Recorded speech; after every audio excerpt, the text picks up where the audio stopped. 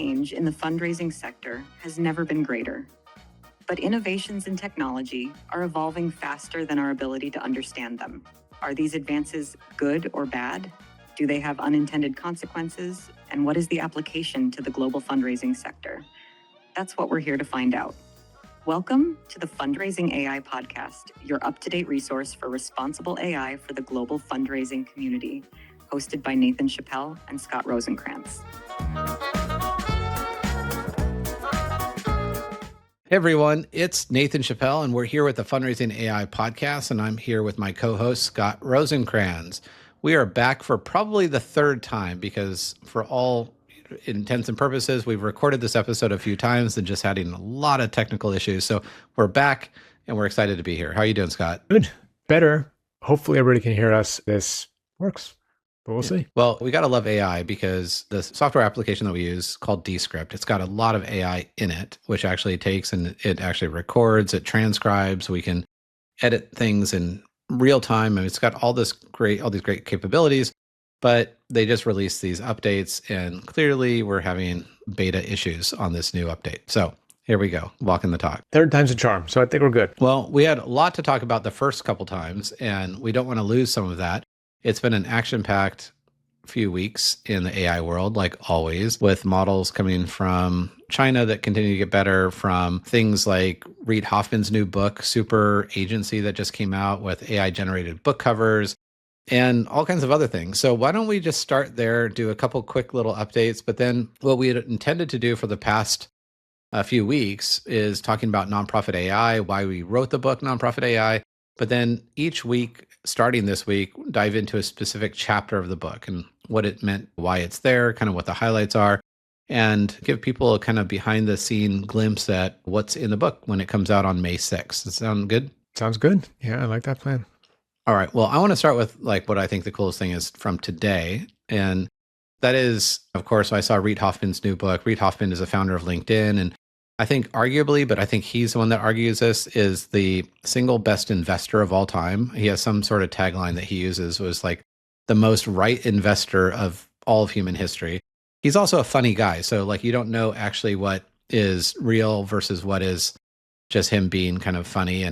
And clearly he's done well, right? He bet on LinkedIn early on and he has fun doing it. People that follow him have seen him do things like his digital twin. So he created a digital twin of Reid Hoffman. I think you saw that right with Allie K. Miller. And I mean, to be honest, it was like ridiculously good. It was pretty good. Yeah. I would watch that. Looked like him, sounded like him, and actually responded like him. And he used 11 Labs and HeyGen combined. And that was probably, 6 months ago? So, I mean, technology has gotten so much better with voice and tonality and things like that. But he has a new book. He's written a bunch of books called Superagency. And it's basically it's the bright side of AI. So he's definitely an optimist. He tends to focus on, I think the book subtitle is something like, what could possibly go right with AI in the future? Something pretty close to that. And one of the coolest things that I saw was someone on LinkedIn that I thought was actually someone that he endorsed the book, that had a picture and a cover, and it actually was showing that the edition of the book was actually hers. Like it actually was made for her. And I just thought it was like this super cool thing. And what they've done is taken generative AI and essentially superimposed that Gen AI onto the book cover to personalize it. And of course, my mind always goes to nonprofits. Like what can we glean from what the private sector is doing, like the Carvana example that we had seen a while back with 1.2 million videos that were custom for every one of their buyers, based on their demographics and geographics. And then this, just to be able to customize things at scale. And we've talked a lot on this podcast about micro segmentation or whatever, deep personalization, N of one fundraising. It's just another example of how the private sector is using something that doesn't cost probably any money. Probably have to have a human do quality control on this. But to be honest, like the level of deep personalization of this is pretty ridiculous. Yeah, because imagine getting that book, right? I mean, obviously the woman, it turns out I think she ended up buying this copy, right? But getting a book that is for you, faces in it, your images in it, your quotes are in it, a bio on you, like everyone else has a similar copy, but you have that one that is just for you and you alone. Nonprofits using that, I mean, the relationship that you can establish with someone or just foster and just say like, I see you as an individual and I recognize you and I want you to know that we feel this certain way about you. Yeah. Yeah. That'll go a long way. Did you ever get those books when you were a kid? So this is like the best birthday presents I had. It was like a trip to the zoo with Nathan or something like that. And we had a family friend. She was really into ordering these books. And back then they literally would have had typeset those books, like that, not with like a printing press, but like they would have to go in and like change I don't even know. Cause that was like, I'll date myself, but that was probably like early 80s or even late 70s.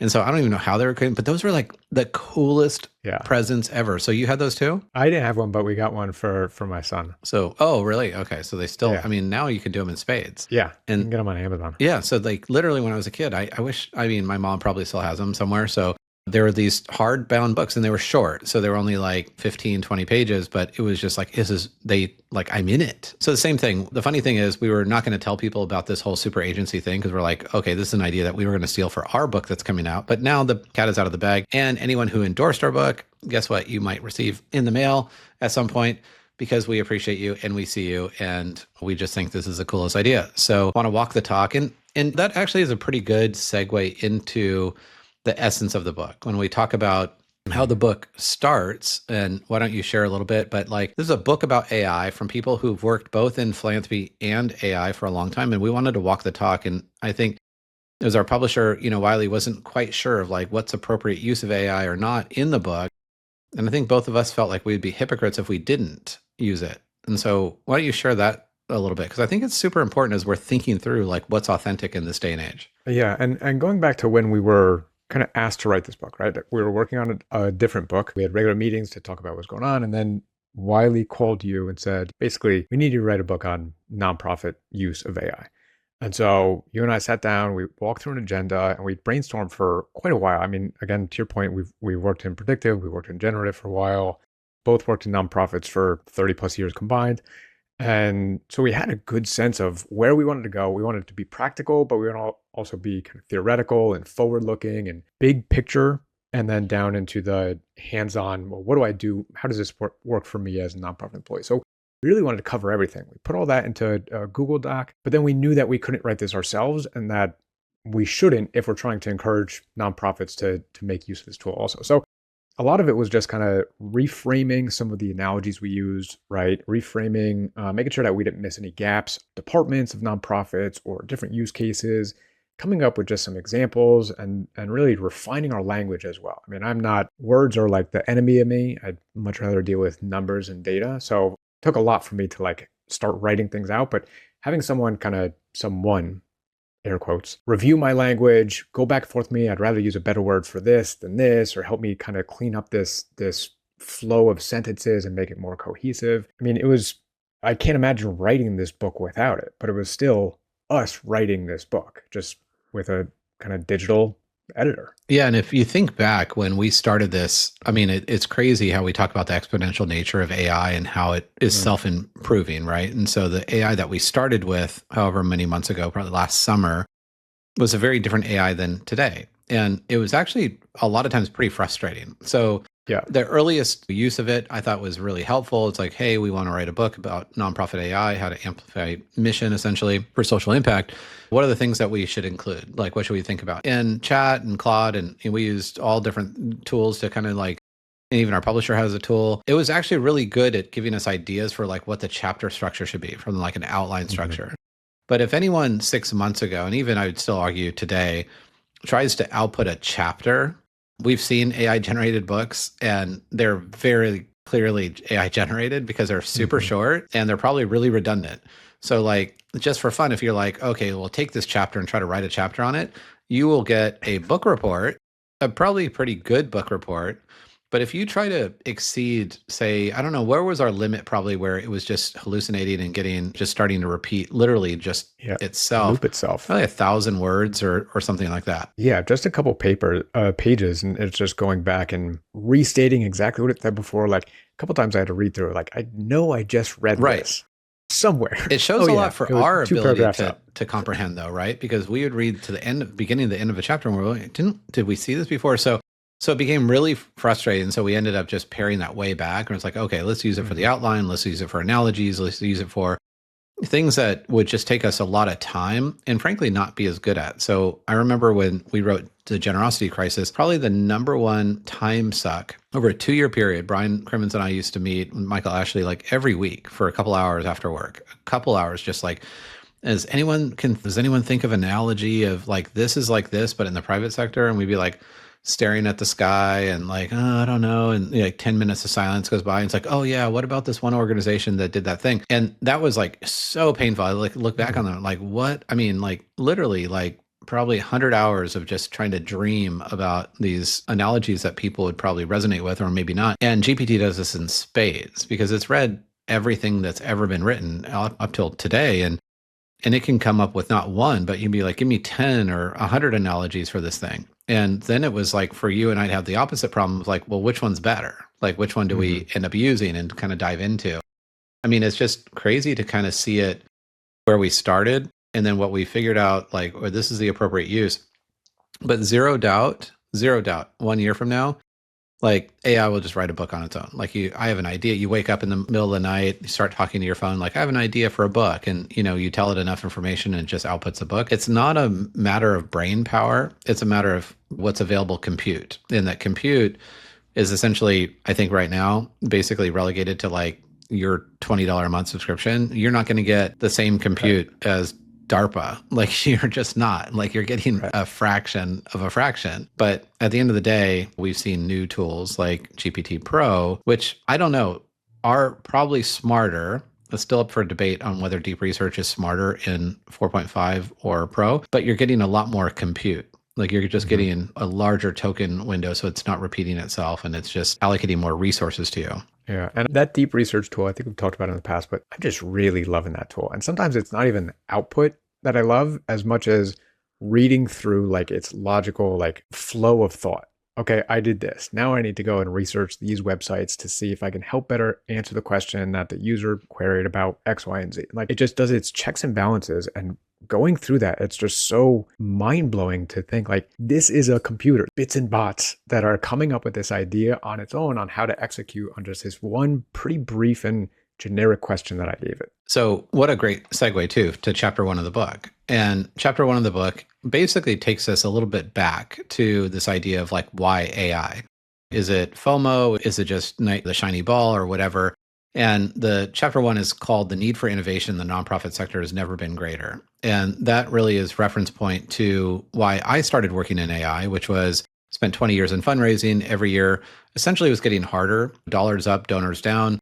I started researching this many years ago, ended up writing a book called The Generosity Crisis. And while the book itself is not about AI, it talks about AI being the only scalable solution that we have to essentially reverse those downward declines in charitable participation. And the need for innovation is that thing. Like this is the moment that we firmly believe that this moment will look back and be like, that moment defined the nonprofit sector. The next 3 to 5 years, the nonprofit sector will be a reflection of this moment of whether we put our head in the sand and don't do anything, or we get super curious and we innovate. And so one proof point that you're talking about Pro is that this weekend, I actually had this like really kind of existential experience with Pro, and kind of this thing on Friday night, I had this idea. I'm like, wow, you know what?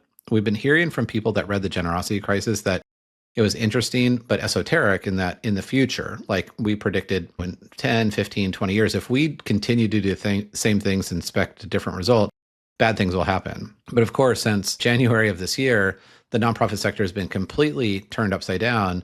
And we're hearing things like NIH funding being dried up, so research being dried up, and nonprofits closing literally every day, closing their doors. Yep. And people are texting me articles of nonprofits closing their doors. Well, if you remember, the first 100 pages of our book were like super dystopian. It'd be like PhD researcher who's 2 years into his project and funding just dried up. Someone goes to the free clinic and it's closed. Someone goes to the zoo and they have a third less animals because they couldn't afford to keep it open.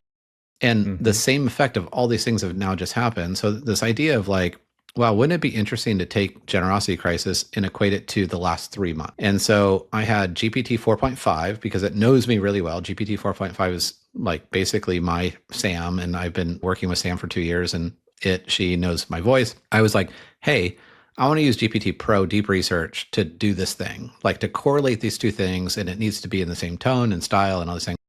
And it wrote me a 3-page prompt to give to Pro. And I had shared this with you already. ridiculous prompt. Like it was like so detailed, like this is the structure, these are the things, these are the types of research to include, but not to miss. And gave that instruction to GPT Pro in a different one that you and I share the account for. So it actually doesn't know my voice that well. And now it took me probably this whole process took me about, I would say 6 or 7 hours total. But at the end of say 7 hours this weekend, I have a 36-page detailed review, like deeply researched review from current events to the book and equating it and sharing like similarities where we were right, where we were wrong, and then basically similar solutions to how to get through this. And it was absolutely ridiculous, like how we could use a tool like that and do something, frankly, that I would have never done because it would have been interesting, but not beneficial for me because I can't monetize this. It's just like really interesting to me. But I could spend 6 or 7 hours on a weekend and have something that would have taken me 60 or 70 hours for sure. Yeah. And just the brainstorming as well, like going through all that research and almost presenting back to you this comparison of what did you think back then versus what present day is, right? So it's not even like in that use case, it's not even you want to compile this to be able to kind of do an update on generosity crisis, but more just like a third party, tell me what's going on. Tell me how to compare against what we're seeing and what does this mean and project now into the future compared to what our original timelines are going to be. Yeah. The use cases are just incredible. And I mean, it's really to pick up on that generosity crisis, it's getting worse and worse and worse. Technology is getting better and better and better and better. Yeah. Right. And so there has to be a shift. There has to be something. And our work with nonprofits at all different shapes and sizes, we know that there are reasons why people aren't jumping onto AI. And they all are at different places in their journey. They all have their different reasons, whether it's organizational, preventing them from using it, or they don't know how to use it, or they're concerned about risks or ethics or bias or any of those legitimate concerns. But they're all at various stages of their journey. And so that's who we wrote this for.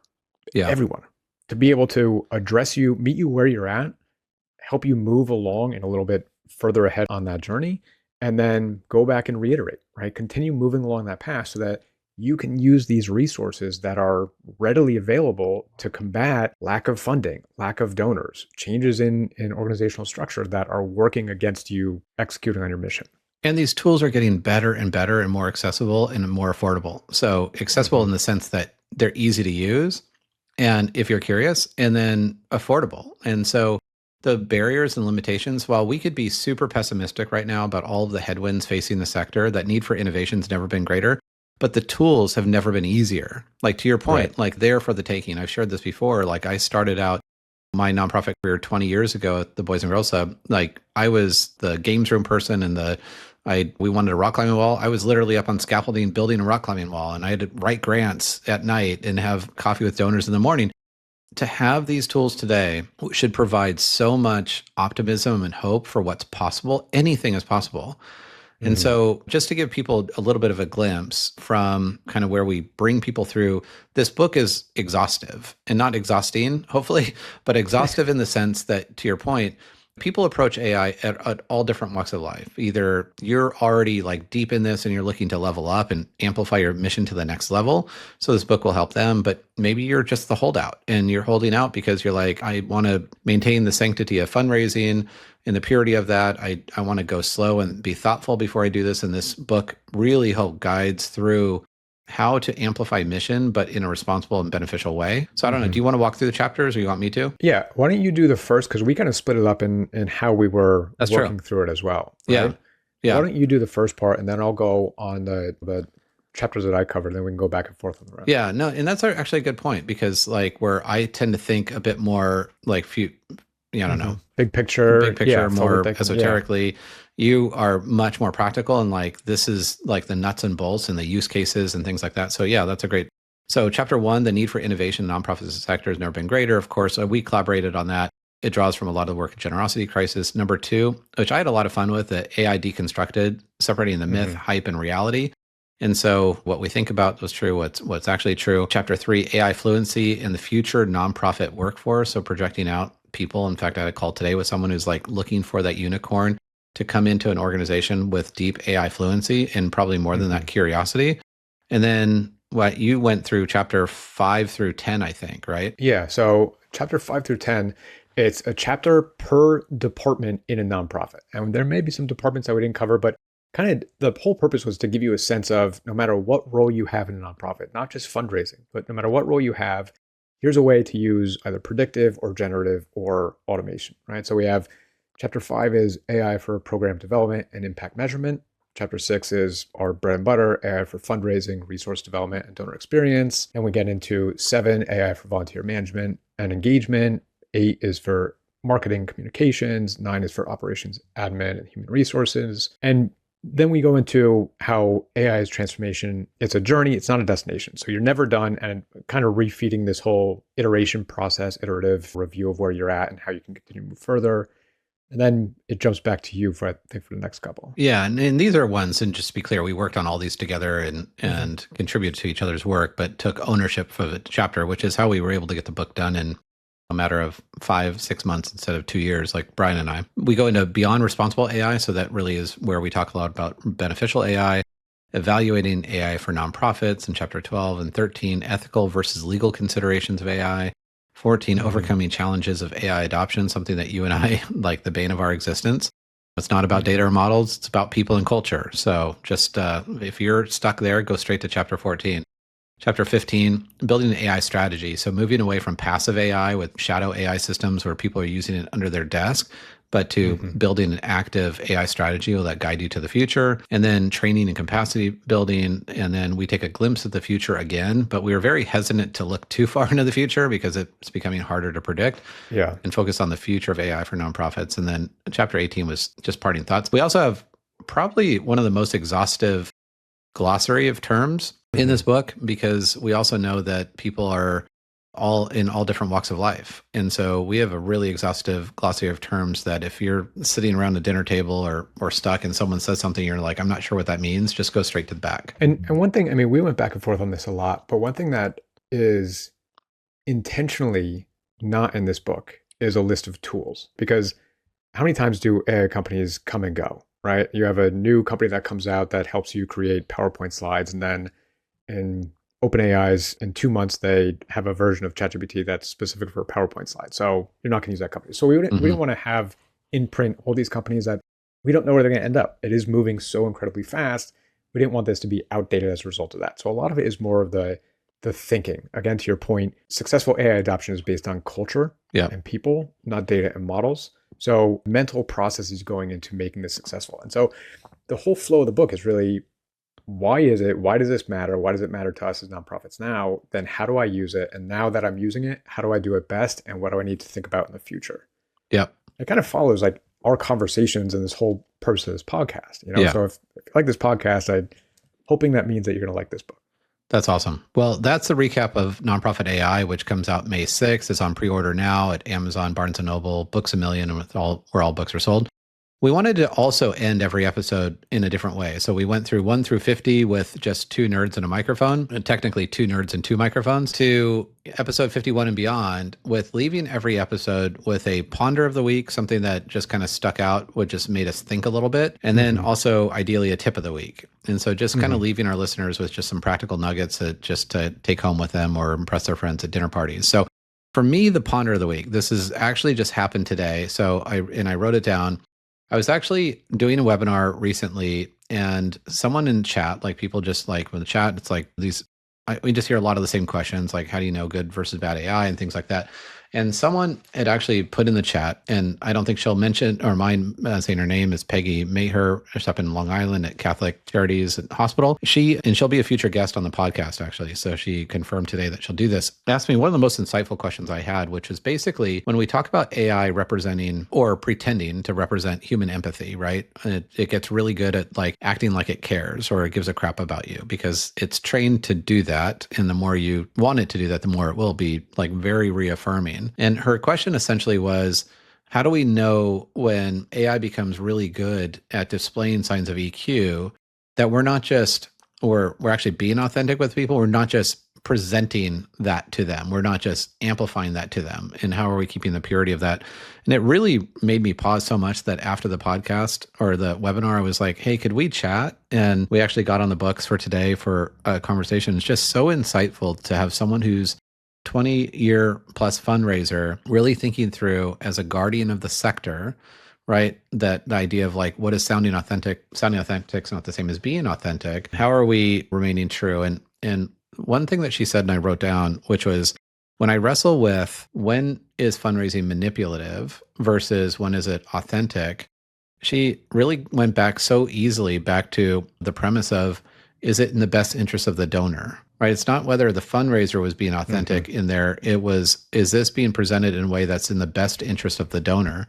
And she equated to this to the hospital setting where it's like the patient is at the center, right? Always keeping the patient in the center of the entire experience. Well, the donor being at the center of the entire experience really helps us answer that question. So really evaluating, not does it just promote and protect trust, which we say a lot, but does it keep the donor at the center? Is it going to benefit the donor to the greatest extent? So that's my ponder of the week. I thought it was really insightful. And again, she'll be on the podcast in a month or so. Yeah, and I love that. That makes me think of conversations we've had many times about autonomous fundraisers and how very good at manipulating, but not good for the end result and sustainability of fundraising. Right. Other conversations I had with Dr. Jean-Luc Molner, who I think is also going to be joining us on a podcast, but building compassionate AI and using it as a way to kind of facilitate conversations between donors and solicitors for the benefit of the donor. It's the same exact thing. So yeah. I love that thought. So tip of the week, I'd give credit to Kyle Berend, who put this on LinkedIn. I think he referenced someone else in that. But OpenAI is very confusing in terms of what models are available, what does what, and they change it all the time, right? There's O3 mini high, there's O1, there's 4.5, there's deep research, it's all over the place. And I can't keep track of what's going on. And then they switch it up every 3 months. So he put out a post there basically asking ChatGPT to tell you what's the difference between all the models and what to use when, right? What's the best use case for X, Y, and Z? I went ahead and added a couple things on it because, again, just like you, my ChatGPT knows me very well and knows the work that I do. So then saying, based on what I do in my day-to-day, which model should I use? Which one should I prioritize? And then also throwing in which one have access to deep research, which ones have access to voice or uploading images, web search, and really just having this like guide and a table to tell you exactly what you should be using when, so you don't have this analysis paralysis of 4.5 or O3 or O1 mini or any of those. So love that tip of the week. Thank you, Kyle. And it's definitely saved me a lot of time. I mean, that's super smart. Everyone should do that. I mean, I think you're suggesting, like, if you're not sure which model to use for your work, tell a little bit about your work and then ask it which model it should use. And here, I thought you were going to say the tip of the week was a video of cats, like little kittens, making McDonald's French fries. Because, I mean, that for me was like the highlight of my week. Second one. Right. Well, everyone, I hope this was helpful. And I hope you like the new format. We're excited to be here and continue to be in awe of all the things AI and how they can apply to deepen connection with donors and amplify mission within nonprofits. And I don't know, any parting words, Scott? Keep going at it. Thanks for listening. Counting down today's till May 6th when we get a physical copy of the book in our hands. And let us know if there's any questions you have that you want to hear us talk or chat about. Awesome. All right. Thanks, everyone. Take care. Cool.